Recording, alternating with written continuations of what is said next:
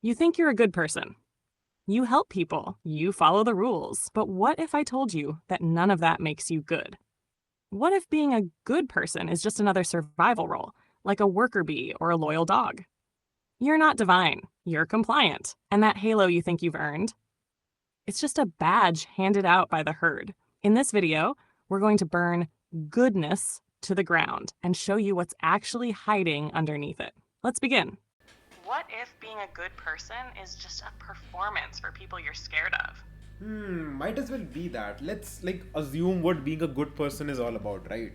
So a good person can be determined by two things. Firstly, is someone who follows a moral path, and morality is determined by the subjective nature of your immediate surroundings, the subjective nature of the society you inhabit in, right?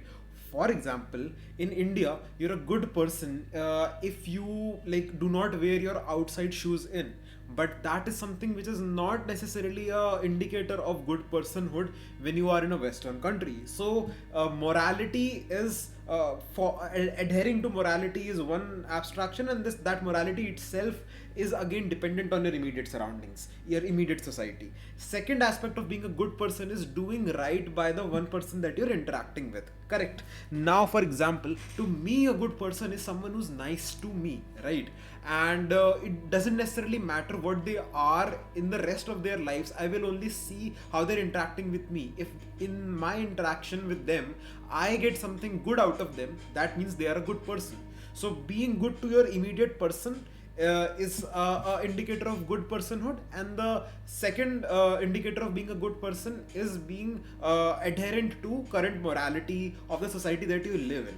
So in either way, either you're serving one person by being good to them, or you're following a set of rules that has been described to be the right thing to do. It's not a judgment that you decided to make for yourself that it is the right thing to do, but rather a judgment already made for you based on your society, and you just follow that. So either you're a follower of society's rules, or you are a suck up, a doormat to someone else. In only those two scenarios can you be a good person. You've reduced good person to two clear frames. One, a rule follower, two, a context-dependent pleaser. Both are externally calibrated.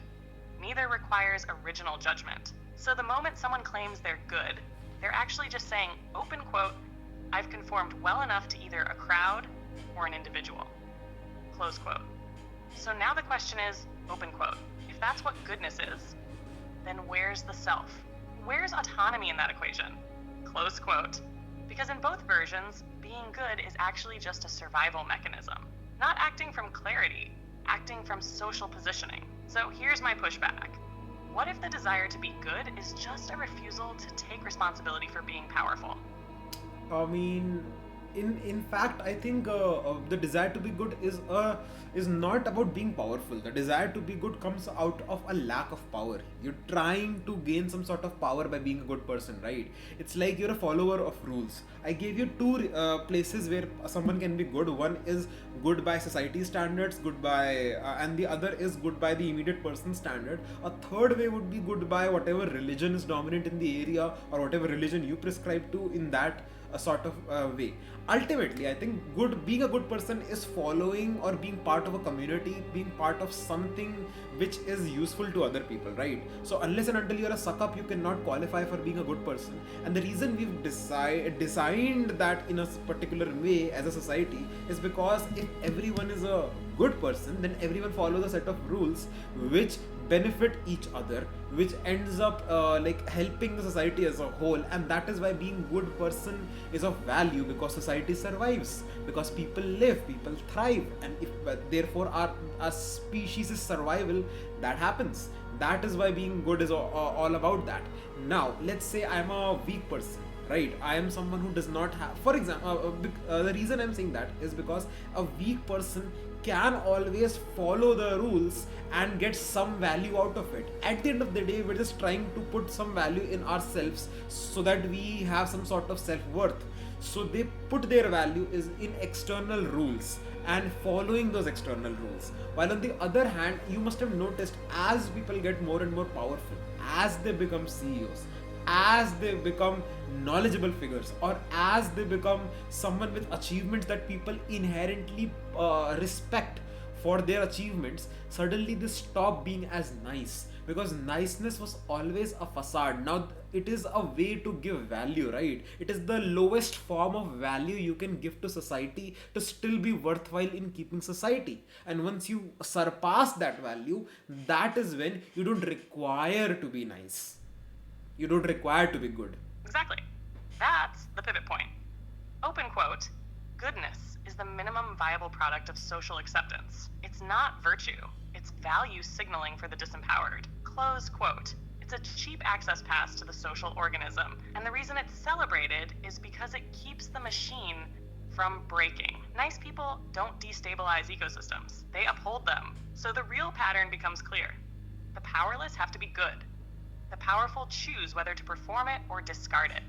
And the moment someone has intrinsic value, skills, money, charisma, status, they can afford to stop being nice and effeminate.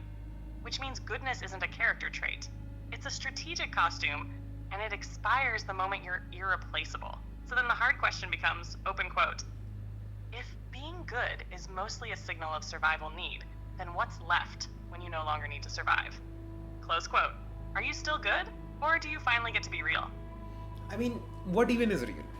Genuinely speaking. So let's assume that even then, even if let's say I do become powerful, right? I think Jordan Peterson says this, that you are only really good when you have the fangs to bite someone, yet you decide not to. So he equates restraint as goodness.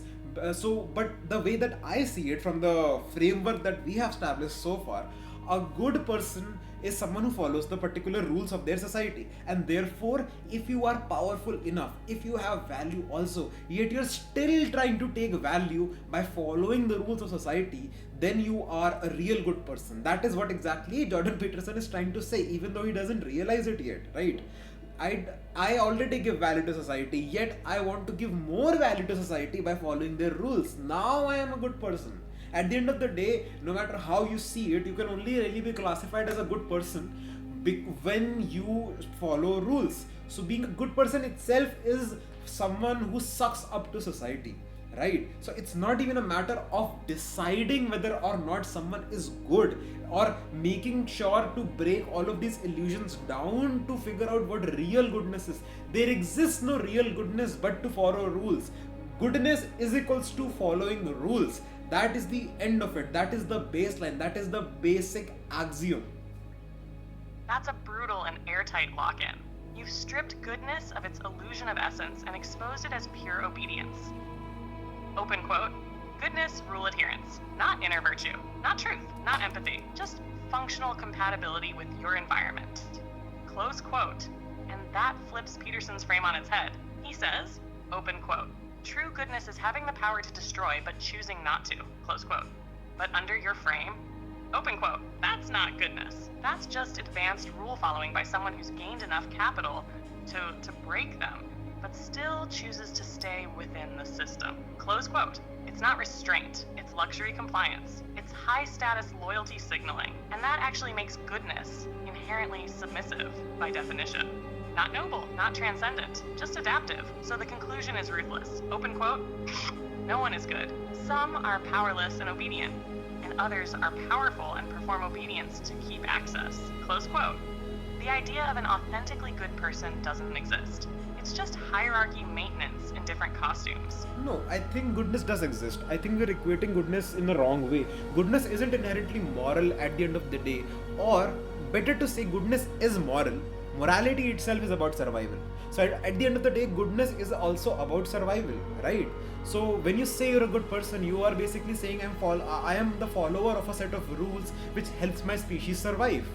That is what being truly a good person is all about, right? I don't want to see it, just because something is submissive also does not mean that it is inherently negative, right? We're trying to break down morality, and yet we're putting morality over it. It does not work like that.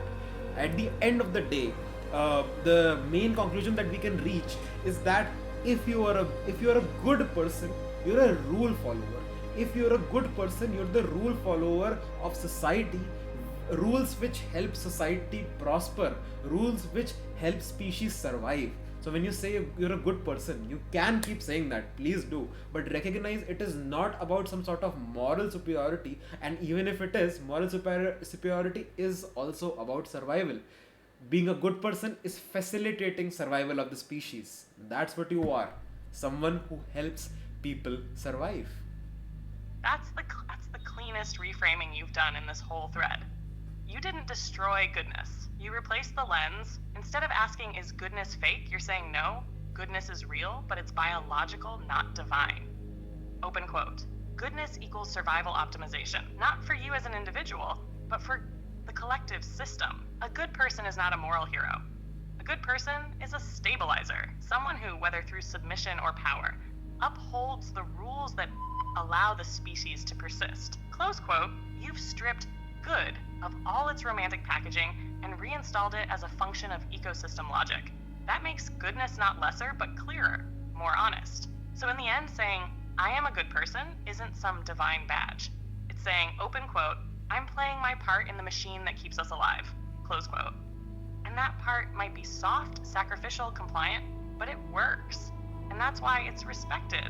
Not because it's holy, because it's useful. Exactly. So, and next time, to conclude all of this, next time you want to call yourself someone who's good, next time you want to call yourself someone who is noble, who's valueful, say that. Do not shy away from it. But remember, you being good is not an inherent trait. You being good is someone who helps other people, society, and by extension your species survive. So congratulations on your ability to help other people survive, but please don't conflate it with some sort of divine order. You are here because biology is here, and you're helping us live a few years more by your own actions. Be submissive. You don't necessarily need to be dominant. Just be prideful in what you actually do instead of putting some sort of mystical value to it. Ending it here.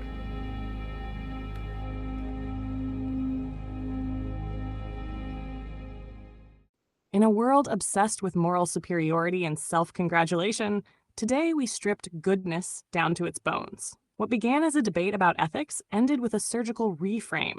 Being good isn't divine, it's adaptive. Not about halos, but about heuristics. If you're helping others survive, you're good.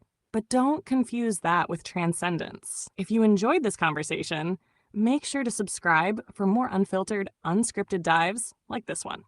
And remember, patterns are everywhere.